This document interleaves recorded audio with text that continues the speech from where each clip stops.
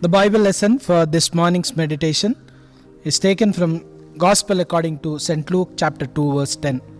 And the angel said unto them, Fear not, for behold, I bring you good tidings of great joy, which shall be to all people.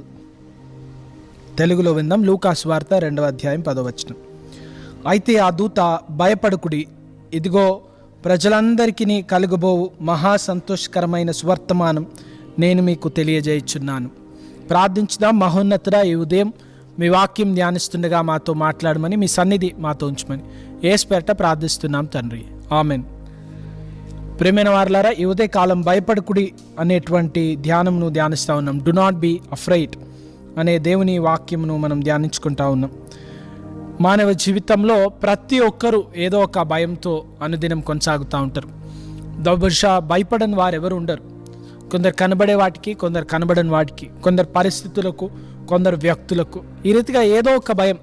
మానవ జీవితంలో భయము, వేదన లేకుండా జీవితం ముందుకు కొనసాగదు. ఏదో రకమైనటువంటి అలజడి, ఏదో రకమైనటువంటి తొందర.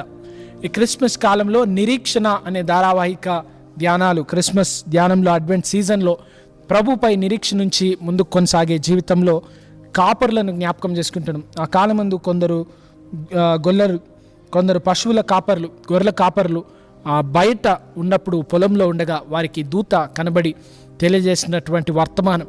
ఆ దేవుని దూత, ఆ పరలోక సైన్య సమూహము ఆ వెలుగు వారిపై ఆవరించగా వారు భయపడినట్లుగా మనం చూస్తూ ఉన్నాం. భయానికి లోనైనట్లుగా చూస్తూ ఉన్నాం. అంత గొప్ప దర్శనం, అంత గొప్ప దృశ్యం వారు ఎన్నడూ చూచి ఎరగరు గనుక వారిలో భయం కలిగింది.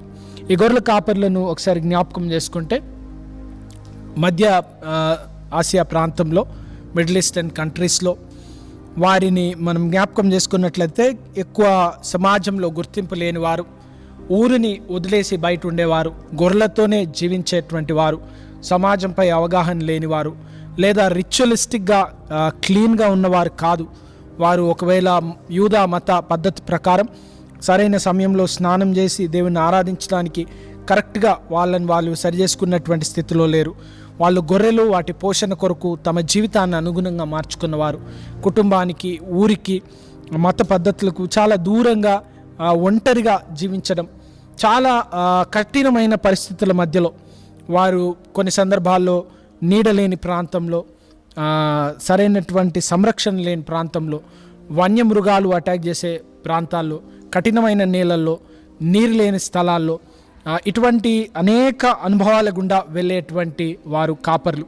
అటువంటి వారికి ప్రభు యొక్క జనన సువార్త అందించబడింది. ఆ సువార్తను వారు స్వీకరించే సమయంలో వారికి దూత ద్వారా మొదట చెప్పబడిన మాట భయపడకుడి. ఇద్దరు భక్తులు అంటారు. ఒక భక్తుడేమో దేవుని వాక్యంలో దాదాపు 58 సార్లు భయపడకుడి అనే మాట ఉందంటారు. ఇంకొంతమంది 365 సార్లు ఉందంటారు. అంటే ప్రతి దినము భయపడక జీవించాలి. ఎన్నెన్నో భయాలు మానవ జీవితంలో తప్పక కలుగుతాయి. కానీ దేవుని ప్రవచనం, దేవుని ద్వారా వచ్చినటువంటిది. క్రిస్మస్ కాలంలో దూత కనబడిన ప్రతి పర్యాయం పలికిన మాట భయపడకుడి. మరియను కలిసినప్పుడు గాబ్రియల్ దూత చెప్పిన మాట భయపడకుడి. జకరియను కలిసినప్పుడు భయపడకుడి. గొర్రెల కాపర్లను కలిసినప్పుడు భయపడకుడి. యోసేపుతో మాట్లాడినప్పుడు మరియను స్వీకరించటకు భయపడకు. చూడండి, భయం ఎన్నెన్నో విషయాల గురించి భయపడతా ఉంటాం. దేవుని నుంచి నిత్యం మనకు వస్తున్నటువంటి సందేశం భయపడక్కర్లేదు. ప్రభువులో విశ్వాసం ఉంచినాం కదా, ముందడుగు వేయాలి.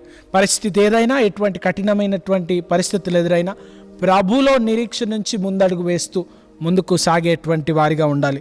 భయపడక దేవుని కొరకు సాగిపోవాలి. దేవుని మహిమ వారిని ఆవరించినప్పుడు వారు భయపడ్డట్లుగా కనబడతా ఉన్నాం. చూడండి, ఈ నేటివిటీ కాలంలో, క్రిస్మస్ కాలంలో అనేకులు మనకు కనబడతా ఉన్నారు. చక్రవర్తులు కనబడతా ఉన్నారు, రాజులు, హేరోదు కనబడతా ఉన్నారు, జ్ఞానులు కనబడతా ఉన్నారు. కానీ క్రిస్మస్ కథంతట్లో పేరు లేని చాలా అల్పమైన గొర్రెల కాపర్లు కనబడ్డారు. వారికి సువార్త వచ్చింది. క్రిస్మస్ సువార్త, దేవుని రాజ్య సువార్త, పరలోక దూతల సందేశము, ఇవన్నీ చూడగలిగే భాగ్యం ఇచ్చినారు. ఎంత అల్పమైన వ్యక్తులు, సమాజంలో ఎన్నిక లేని వ్యక్తులు, చాలా తక్కువగా కనబడ్డ వ్యక్తులు. బహుశా గొర్రెల కాపర్లు పోయి చెప్తే ఎవరు నమ్మరు. ఎందుకంటే రాత్రులు అడవిలో నిద్రపోతారు కనుక పిచ్చి పిచ్చి కళలు వచ్చినాయి అనుకుంటారు ఎవరన్నా, ఎవరు నమ్మరు. కానీ వారికి సందేశం వచ్చింది. వారిని ప్రభు గుర్తించినాడు, వారి దగ్గరకు వచ్చినారు. చూడండి, ఎవరు నమ్మే పరిస్థితిలో ఉండకపోవచ్చు, ఎవరు అంగీకరించని పరిస్థితిలో ఉండొచ్చు, కానీ అటువంటి మన జీవితాల్లో భయపడకుడి.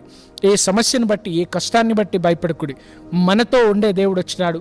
మన స్థితి అల్పమైనదైనా మన పైన కనికరం చూపే దేవుడు, మనల్ని ఆదరించే దేవుడు, మనల్ని బలపరిచే దేవుడు మన దగ్గరకు వచ్చినారు. గొర్రెల కాపర్లను జ్ఞాపకం చేసుకుంటున్న మనం, దీనస్థితిలో అల్పస్థితిలో ఉన్న మనల్ని బలపరిచే ప్రభు, ఆదరించే ప్రభు, మనల్ని ఆయన జనన స్వార్థను అందించి మనల్ని బలపరుస్తున్న ప్రభు మనతో ఉన్నాడు. కనుక ప్రతినిత్యం భయం లేక ప్రభులు ఆదరించబడి బలపరచబడే కృప దేవుడు మనకు కలిగజేయను గాక. ప్రార్థించుదాం.